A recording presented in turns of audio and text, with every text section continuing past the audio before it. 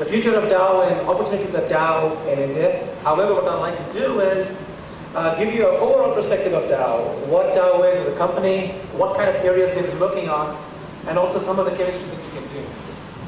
What is happening right now is, as my computer is walking off onto the other side, and hopefully we'll be able to connect. Let me give you a brief update about myself, about the Dow Chemical Company per se. My name is Sandeep Dhingra. I'm a technical leader from Midland, USA. I run, or I have, or lead the process group, or process catalysis group.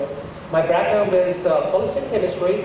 I spent 10 years with ExxonMobil, so all the different zeolites you heard today about DSM-5 and everybody, I was part of that group. All the MCN materials, mesoporous materials, part of that. I worked with Charlie Krisky in Mobil. I gave ExxonMobil 10 years, and then I saw the light, and I joined Dow. I've been at Dow for 6 years, and I've been leading the group in process catalysis.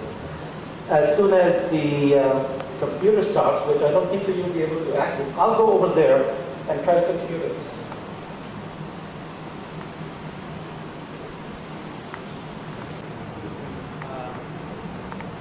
What we're trying to do is, on this laptop, we won't be able to go into the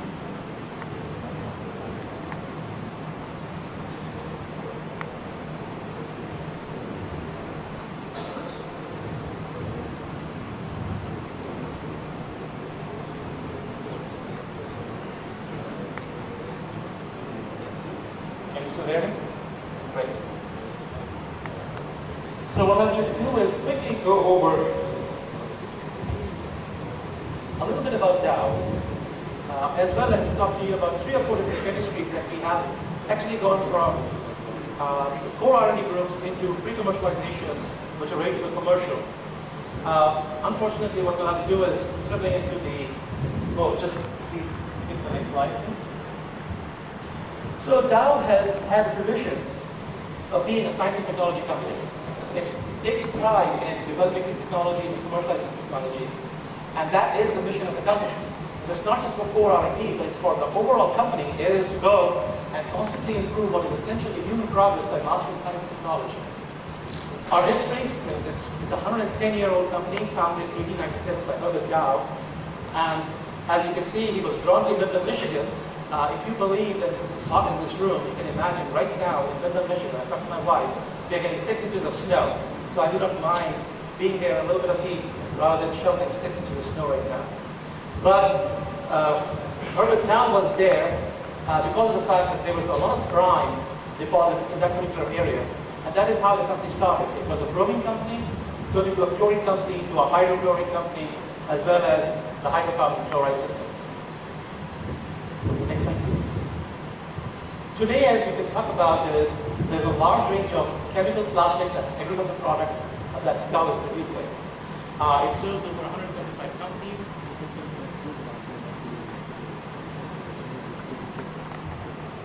It serves over 175 companies around the globe. Annual sales of 46 billion, and employs over 42,000 employees. It's amongst the Fortune magazine's most admired companies. Next slide, please.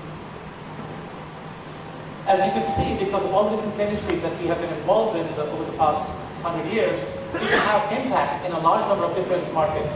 Foods, building and maintenance, transportation, furniture, paper, home care, personal health, medicine, water purification, and the latest couple of years we have gone into EV, into electronics, photovoltaics. Next slide, please. We believe in creating a company through success of people. So one of the things that I would encourage all the professors and the students is for the professors to encourage the students to look for opportunities in a company like Dow, and for the students to give Dow an opportunity to hire you and to give your resumes to we are 4 or 5 of us here from Dow. Will be here for this meeting. Share with us your future opportunities for the company. We do have a large, diverse workforce. I am one example of the diverse workforce coming from the US. It also gives them the ability for the people to be more empowered. It encourages very high-performance teamwork, as you could imagine. It gives emphasis to employee worker satisfaction, plus builds knowledge through constant learning and employee development. It rewards very generously to those who are innovative, very aggressive, smart, and contribute to Dow's success. Next slide, please. So the career opportunities at Dow are very varied. I represent core R&D. I'm a leader in core R&D. However, we also have opportunities in customer service, engineering, EH&S, finance, human resources, IS, legal, manufacturing, public affairs, and as you can see, R&D, which is a key part, sales, marketing, technical services, and development. Now, I'd like to switch a little gear here, just to tell you about what we're doing in India. We are in the process of setting up a Pune technical center. We are envisioning to have by 2010, 2015, anywhere between 400 to 600 PhDs working in there, covering primarily all parts of R&D. We have, by the end of 2007, close to around 120 PhDs that we'll be hiring, and then we'll be hiring support staff as BS and MSs for helping run the reactors and the chemistries in the labs, as well as other support people. So this is the kind of an overview that I would like to talk about. And if you have other questions, kindly stop by and talk to me or any of my colleagues during the time. For the next few minutes, if we have, I'd like to touch base with some of the chemistry, because I don't want to come here and do a sales job on Dow without sharing with you what kind of chemistry that we really are intrigued by. Next slide, please. So I have here 4 different topics, and in the interest of time, I wouldn't go far into all of them, but I'd like to touch base on renewable feedstocks. We have heard a lot about the feedstock information that we have heard. All these 4 processes that I have here we have been working in R&D. I did cohort more in business R&D and have developed technology which has gone through pilot plants, and I'll share some of the very quick data, are now pre-commercial or doing commercial. And I'm talking about renewable feedstocks, a substyrene monomer process that is a joint venture. Being a solid state chemist, I cannot go without talking about some aspects of ceramics or materials, and I do not believe I will have time to go through the hydrogen catalyst discovery, but let's go. So as you already heard excellent talk in the morning about the challenges that we have in feedstock, and the fact that the price of oil has been going up all the way up to $60 to $70 a barrel, everybody, most chemical companies are looking at other opportunities. We in Dow are looking at renewable as well as feedstock opportunities, looking at methane, as we heard just recently, as well as coal routes to chemicals. What we have here is, being a petrochemical company, we have a large amount of utilization, both of ethylene and propylene, and if you consider the amount of volume that we use for ethylene and propylene, and if you look at some of the renewable resources like seed oil, it is quite similar. And if you look at, if you go to one step further in renewables, look at carbohydrates and sugars, you have the ability to actually get a very good price benefit. Next slide, please. So what we have been trying to do, and this is a project that has been going on for a number of years, is looking at seed oil as alternate for petrochemical feedstocks. So we have been able to look at a large number of different products, basically because of lower cost. It has a geographic flexibility, integration back to chlorine. If you look at Dow has been a chlorine company. It was founded in a chlorine company, and all our processes have been chlorine-based. However, this will be an opportunity to go away from the chlorine chemistry and go into the green, not just for the sake of going into green, but to actually do some green chemistry. It also does help the CO2 burden as well as renewable options for a green planet. Green. Here we'll talk to you quickly about some of the seed oil, which is the triglycerides. You can simply take a seed oil with ethanol, do a biodiesel conversion, you end up with glycerin. We have gone commercial onto a glycerin to hydrochlorohydrin. Our plant will be up in 2 days for this particular process. However, in the next couple of slides, I'll talk to you about the fatty acid methyl esters, which is the same-based polyols for polyurethanes. And if you envision what happens to a soya polyol, it actually goes into these particular formations of the methyl esters, with some which has no unsaturations and some with a single or multiple unsaturations. Next slide, please. Then if you look at what are we displacing, and as we go to the renewable polyols, we are displacing the way of making PL. That is part of one of the projects that I am doing in my group, is another route to PO, which is which we won't talk about here. But currently, the way we are making PO is we generate chlorine from an electrochemical cell. We get it from either natural gas or naphtha using steam cracking, propylene. And the HOCl process gives us the chlorohydrins.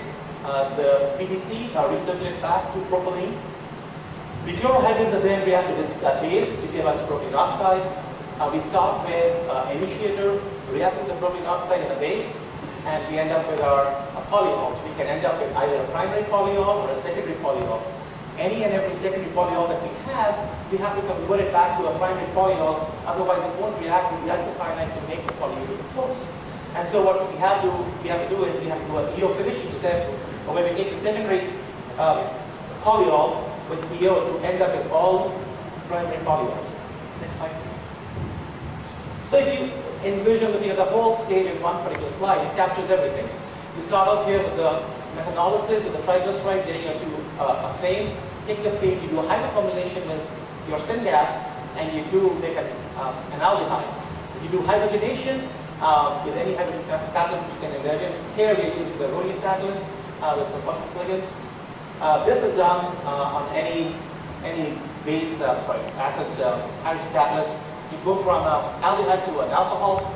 Once we have an alcohol, and this is the primary alcohol, you can easily go ahead, react the monomer with the initiator, and you can get this very intertwined polyol. These polyols can then be utilized for polyurethane formations. Next slide, please. So here, if you compare a polyol which is made with a monodol with a PO, which is commercially made, which is in black right here, and these are the ones that you get from the polyol that are generated from the seed oils.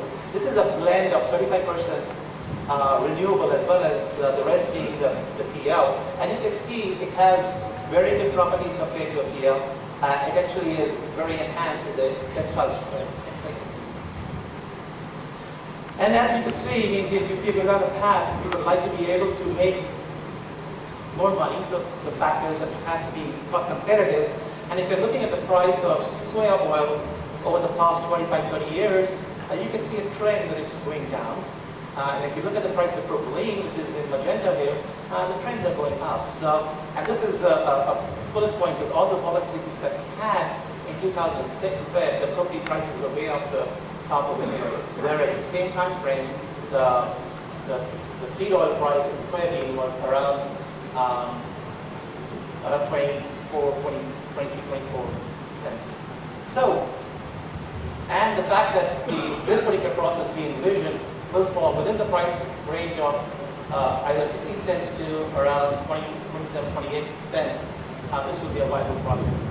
This has already gone pre-commercial, and we'll go switch gears now, please. Can we next slide, please?